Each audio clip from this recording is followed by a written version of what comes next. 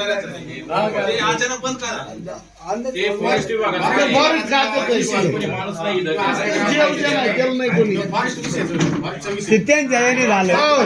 सरपंच गावाला लोकांना कामाचं काहीतरी करावं, कृषी खात्याला त्याला पत्र बित्र देऊन काहीतरी द्या ना. ते मग लोक पुढे कामाला विचार करा ना.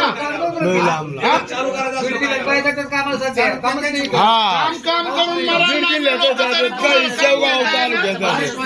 परत चालू करू शकतो आपण फॉरेस्ट वाले. मग फॉरेस्टरला काय अर्ज ग्रामपंचायतीला द्यावं लागतं आपल्याला ते चालू करू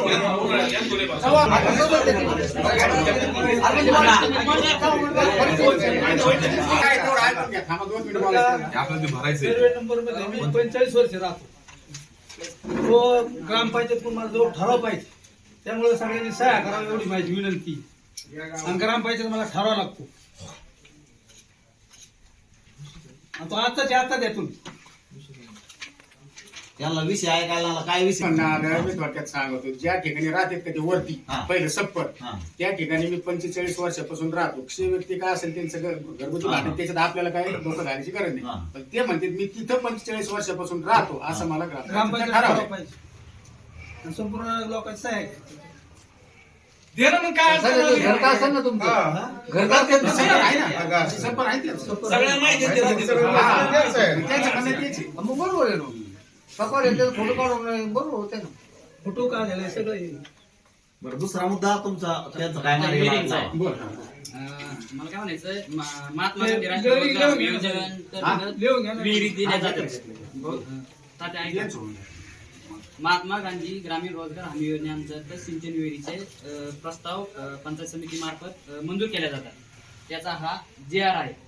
तर भाऊसाहेबनी याचे नियम आणि अटी ग्रुपवरती टाकलेले आहेत आपल्याला. तर प्रस्ताव सादर केल्यानंतर किती दिवसानंतर पंचायत समिती आपल्याला मंजूर देते ते भाऊसाहेबांनी सांगायचंय. मी त्या दिवशी सरपंच, उपसरपंच आणि भाऊसाहेबांना सांगितलं होतं की विस्तार अधिकारी आणि गट विकास अधिकारी यांना ग्रामपंचायतीला हजर राहण्यासाठी निवेदन द्या आपल्या लेटर हेडवरती ग्रामपंचायत. ते त्यांनी दिलं का नाही त्यांनी सांगावं. आणि जर दिलं असेल तर ते पुढचं बघून घेऊ, पण दिलं नसेल तर का दिलं नाही त्यांनी त्याचं उत्तर द्यावं.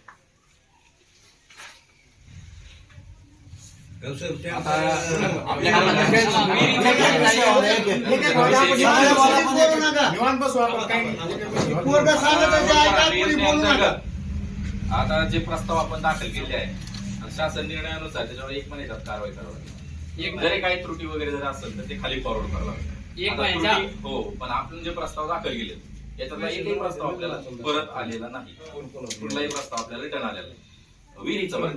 विहिरीचे जे आपण प्रस्ताव दाखल केले आहेत त्यांचे आणि त्यानंतर गुराच्या गोठ्यांचे प्रस्ताव होते ते आपण जे दाखल केले होते त्यातील आपल्याला ही त्याची पोहोच आहे. आपण त्यातले 18 प्रस्ताव जे दाखल केले त्यातील आपल्याला किती प्रस्ताव रिटर्न आले? 1, 2, 3 प्रस्ताव आपल्याला परत आले. मग त्यानंतर आपले विहिरीचे मात्र आपण जेवढे प्रस्ताव दाखल केले त्यातला एकही प्रस्ताव परत आलेला नाही. आपण सर्व प्रस्ताव जेवढे आहेत त्या सगळ्याचे पोहोच आहे ते कुठलेही आपल्याला परत आले नाही. त्यानंतर फळबागेचे प्रस्ताव आपण जे दाखल केले होते त्याच्यातला आपण फळबागेच्या तुती लागवडीसाठी आपल्याकडे प्रस्ताव आला चालू आर्थिक वर्षामध्ये आणि प्रभाकर निवृत्ती धोरपडेचा होता त्यांचा तो मंजूर झालाय. त्यांची फळबाग लागवड म्हणून आणि हे जे तुटी लागवडीचा आहे बापू आबाजी नरोटे त्यांचा एक त्रुटी लागू प्रस्ताव परत आला. अशा पद्धतीने आपल्याला जे वैयक्तिक लाभाची योजना होती त्याचे प्रस्ताव आपल्याला जे आले होते आपण दाखल केले होते त्याच्यानुसार त्यानंतर नियम अटी जे आहे मी तुम्हाला ग्रुपवर प्रकटन केलेलं आहे.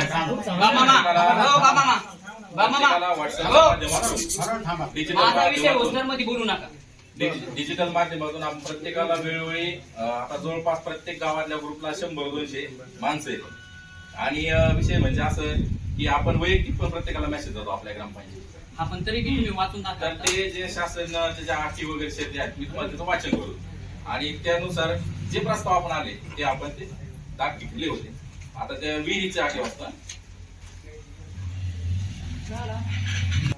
वैयक्तिक सिंचन विहिरीसाठी प्रथमतः जे लाभार्थी आहेत आणि जर आपला लाभार्थी जर गावाच्या कुठं परिसरात राहत असेल मोठा देवी किंवा असं बाउंड्रीवर राहत असेल तर त्या ग्रामपंचायतीची हरकत घेऊन त्या लाभार्थ्याला पण आपल्या ग्रामपंचायत मार्फतच लाभ द्यावा लागतो. त्याला वेगळ्या स्वरूपात आपण लाभ दुसऱ्या ग्रामपंचायत मार्फत वगैरे देत नाही. ते आपल्याच गावातून आपण त्याला लाभ देतो. सिंचन विहिरीसाठी तर याचे लाभार्थ्याचा प्रथमतः आधार कार्ड लागतं. विहित नमुन्यातला अर्ज तो आपल्या ग्रुपला मी टाकलेलाच आहे आणि आपल्या गावामध्ये झेरॉक्समध्ये आहे. पाथर्डी जरी गेले तरी झेरॉक्समध्ये कुठलाही तो अवेलेबल होतो नवीन शासन निर्णयानुसार विहित नमुन्यातील अर्ज. त्याच्यामध्ये Aadhaar card, job card, ration card, त्यानंतर चालू वर्षाचा 1 वर्षाचा उत्पन्नाचा दाखला, राष्ट्रीयकृत बँकेचं पासबुक, ग्रामसभेचा ठराव, एकत्रित कुटुंबाचे 7, 12 व 8 प्रमाणे सर्व उतारे, 7, 12 वरील सर्व फेरफार, 8 प्रमाणे सर्व उतार्यात कोठे विहिरीची नोंद नसावी, एकूण क्षेत्रफळ कमीत कमी 40 गुंठे, जास्तीत जास्त 2 एकर म्हणजे 5 एकर पर्यंत असावी. प्रस्तावात तलाठी, ग्रामसेवक, सरपंच व लाभार्थी यांच्या स्वाक्षरीसह परिपूर्ण असावा. प्रस्तावित केलेल्या क्षेत्रामध्ये यापूर्वीची विहीर नसावी. लाभार्थी हा अपंग, विधवा, घटस्फोटित असल्यास तसा पुरावा जोडावा. त्या लाभार्थ्यास प्राधान्य दिले जाते. विहित नमुन्यातील प्रस्तावावरील सर्व दस्त जोडून हा प्रस्ताव ग्रामपंचायत कार्यालयात किंवा ग्रामपंचायतचे रोजगार सेवक यांच्याकडे सादर करावा. त्यानंतर त्याचं एक ऍप आहे, त्या ऍप मध्ये आपण तो प्रस्ताव ऑनलाईन करतो आणि तो प्रस्ताव आपण पंचायत समितीत पाठवतो. व्हिडिओ साहेब आणि विस्तार साहेब यांना निवेदन दिले आहे. व्हिडिओ साहेब विस्तार अधिकाऱ्यांना निवेदन दिलं होतं आपण, पण त्यांना समक्ष सांगितलं होतं. तर त्यांना परीक्षेची जी ड्युटी असल्यामुळे ते काही नव्हते. त्यांना आपण तसं काय लिखित स्वरूपात नाही, शासकीय कामामध्ये तोंडी सांगून जमत नाही, त्याला लिखित लागतो. लिखित दिलेलं आहे का आपल्याला? नाही, लेखी दिलेलं नाही आपण. का दिलं नाही? मग त्यांचे प्रतिनिधी आता मी जे प्रश्न विचारणार आहे त्यांना जे विचारायचे मी आता तुम्हाला विचारणार आहे, त्याचे उत्तर मला तुमच्याकडून अपेक्षित आहे. मी त्यांचाच प्रतिनिधी आहे, जरी पंचायत समितीचाच कर्मचारी आहे, मी जिल्हा परिषदचाच एक ग्रामीण पण भागात तुम्ही प्रतिनिधी आहे. गाव पातळीवर आलो, मला तालुक्याचा प्रश्न मी तुम्हाला विचारणार, त्यामुळे तालुक्याचा प्रश्न उत्तर शेवटी प्रशासन वरिष्ठ पातळीवरती जे सेक्शनचे प्रमुख त्यासाठी ग्रामपंचायतला बोला म्हणून निवेदन द्यायचं सांगितलं. ते उद्या येऊ नाही तर नाही येऊ, पण तुमचं निवेदन देण्याचं काम तुमचं होतं. त्याचं उत्तर पाहिजे. जर प्रश्न वाचले तर लक्षात येईल समजा काय आपण उत्तर देऊ शकतो. नाही, प्रश्न वाचले ही लिस्ट पंचायत समितीमधून जे विहीर मंजुरी दिलेले आहे 2023-24 मध्ये, जे मागेल त्याला विहीर या योजनेअंतर्गत, तर प्रत्येक गावामध्ये जवळपास 50, 100, 90 अशा प्रत्येक गावामध्ये विहिरी मंजूर केलेल्या आहे. तर भाऊसाहेबला माझा प्रश्न आहे की मोरे गावात किती विहिरी मंजूर केल्या आहे 2023-24 मध्ये?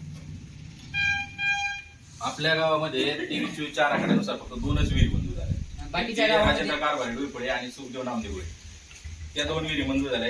कुठलीही विहीर मंजूर झालेली नाही. तर बाकी प्रकरण नाही त्यात जास्त प्रस्ताव दिलेले आहेत आपण, पण मंजूर का होत नाही? पण मंजूर झालेले. मंजूर का होत नाही? तुम्ही सांगितलं एका प्रस्ताव सादर केल्यानंतर एका महिन्यात मंजुरी दिली जाते नियमानुसार. GR माझ्याकडे 2च विहिरीचं मंजूर झाले, त्यानंतर प्रस्ताव नाही आले आले का?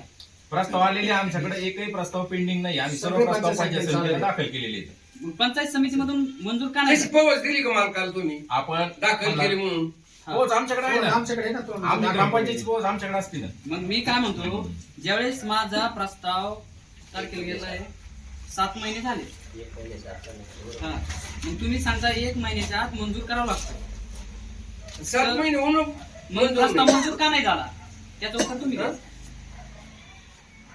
आपण या सभेच्या माध्यमातून त्यांना आपण कळवू की असा असा विषय आहे, आमच्या गावामध्ये असा असा विषय झालेला आहे. नाही, ते सभेच्या माध्यमातून नाही, मला माझं काय म्हणतं, हा नियम काय सांगतो? नियम तुमचा नियम काय 7 सांगतो? महिन्याचा आहे. 7 महिने 12 महिने तरी आता होत त्यांना नाही. नोटीस म्हणजे समजायचं, त्यांना माहिती द्या म्हणजे तुम्ही आम्हाला धनगर समजेल. किती दिवसात हे बहुजन समाज गाव असल्यामुळं त्याच्याकडे कुणीही लक्ष देत नाही. आणि विशेष म्हणजे ज्यांना आपण निवडून देतो ते वरच्या पातळीवर त्यांच्या वर्चस्व आहे का हे सुद्धा प्रश्न निर्माण होतो. विचारित नाही पुन्हा हा. पुन्हा विचारित नाही. कोण येईल साऱ्या गावात म्हणजे काय विशेष आहे? आणि बघा, माझ्याकडे प्रूफ आहे. एका गावामध्ये 90 विहिरी म्हणजे 4 लाख रुपये अनुदान आहे. 90 गुणिले 4 लाख रुपये त्या गावात निधी किती गेला? आणि कोण विहिरी? काय तुम्ही सांगा? निधी किती गेला गावात? शांत राहा. हेच खरं बोललं का होतं आणि लोक म्हणजे बडबड करीत होता हे खरं पडत नाही पण त्याचं आहे का अगोदर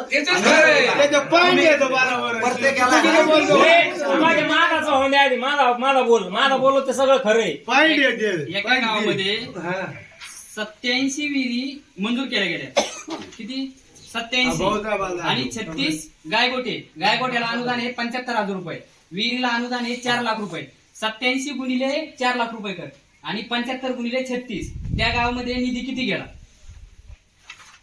अरे ते दिवशी मीच बोलला आमदाराला गावचा दुसऱ्या गावचा विचार कर ना आमचा विचार कर आम्हाला म्हणते बसा खाली मग काय 3,87,00,000 लाख रुपये निधी एका गावामध्ये जातो. एक सेकंद आता एकच सेकंद. जर 3 म्हणजे जवळपास 4 कोटी रुपये सरकार गावाला देत आहे. आपल्या गावातून शाळेचा पैसा सरकारला जातो. पुढे चाललाय गावाला. नाही हे पण ध्यानात घ्या तुम्ही.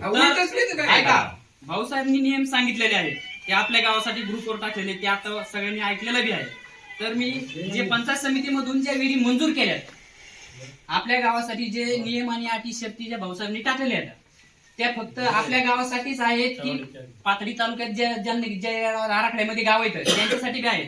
त्यांना ज्या विहिरीच्या मंजूर केल्या आहेत त्याच्या माझ्याकडे जे नियमबाह्य विहिरींना मंजुरी केल्या आहेत त्याचे माझ्याकडे एवढे प्रूफ आहेत. हे प्रूफ मी सगळे मनरेगा विभागीय आयुक्त नायसिक यांना याची दस्तऐवज चौकशी करण्यासाठी पत्र दिलेलं आहे. त्याची प्रत एक जिल्हाधिकारी साहेब यांना सुद्धा दिलेली आहे. तर ती लवकरात आता मी 12 तारखेला दिली आहे. जर लवकर दिली नाही त्यांनी त्याच्यावर जर दखल घेतली गेली नाही तर मी उपोषणाला पंचायत समितीमध्ये बसणार आहे काही दिवसामध्ये. तर आता आपल्या गावात प्रस्ताव जास्तीत जास्त सादर करायचे ते ज्याच्या विहीर नोंद असू. आबा एक मिनिट बंद करतो. हे त्यांना पाठवलेलं आहे आणि त्याचे आहे माझ्याकडे प्रूफ आहे. जर तुम्हाला जर प्रूफ बघायचे असले तर ही यादी माझ्याकडे राहील. आता मी याच्यातून मी भाऊसाहेबला विचारलं होतं माझ्या उतार्यावर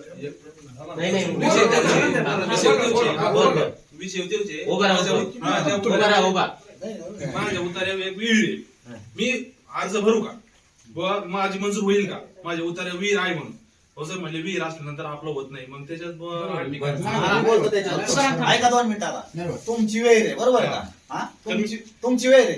वेळ असलेले क्षेत्र आहे ती कस काय मंजूर होईल?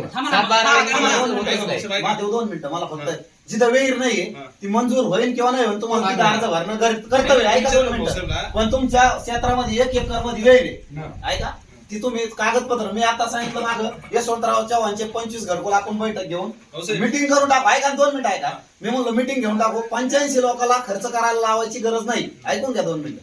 ज्याला गरज नाही ओरिजिनल त्याच्यासाठी आपण फॉर्म भरू म्हणलो बरोबर का? तर 85 लोकांसाठी 1,000 आणि 85,000 रुपये आपल्या गावाचा तोटा आहे का सरकारचा आहे? माझा विषय काय? ऐका ना 2 मिनिटं बरोबर का? तर आपण जर असंच ज्याला ओरिजिनल विहिरीची गरज असेल बरोबर का त्याचे फॉर्म भरायला काही अडचण नाही. आणि तेच सांगतो तुम्हाला बोला. माझ्या उतार्या विहिरीची नोंद आहे ऐकून घ्या. पण मी त्यांना विचारलं हे नाही म्हणले. पण आम्ही जे माझं आता माती आम्ही उचकिलंय त्याच्या विहिरीता तेवढं भाऊसाहेबने सांगितलं तेवढे क्षेत्र बी नाही तरी बी विहिरीता मग भाऊसाहेबने आमच्यासाठी नियम लागू केले का दुसऱ्यासाठी बी नियम लागू ते आपल्या गावातले का सांगत होतो सांगतोय का जसं बाकीच्या गावात झालं तसं आपल्या गावात का नाही?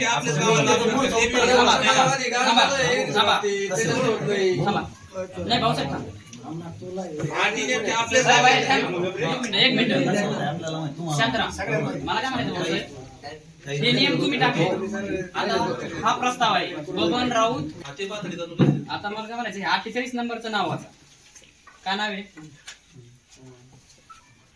कॅमेऱ्यात जाईल असं वाच. बबन यादव राऊत गट नंबर 131. कोणतं गाव आहे? गावात नाव हीच आहे.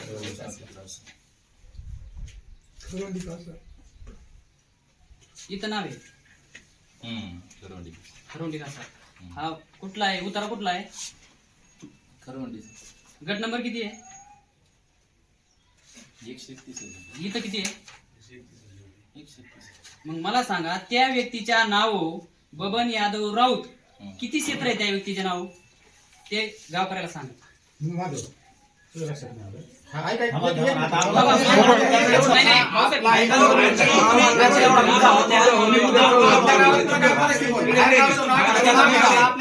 नाही, मी बीडीओला कशासाठी तुम्हाला निवेदन द्या म्हणतो, बीडीओला आणि विस्तार अधिकारीला निवेदन द्या म्हणतो.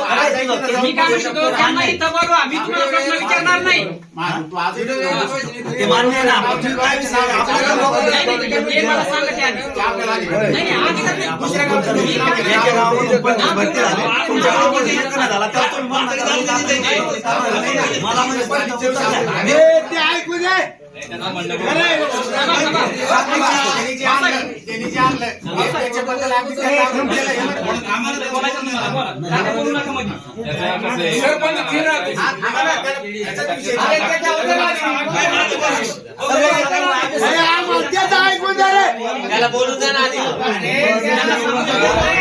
चाळीस गुंठे क्षेत्राला मंजुरी मिळते पण ऍक्च्युली त्या क्षेत्रामध्ये ना फक्त 2 गुंठे जागा आहे.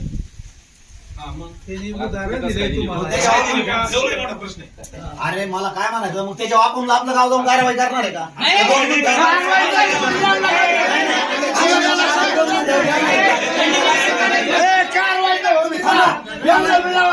कायदा समजत होता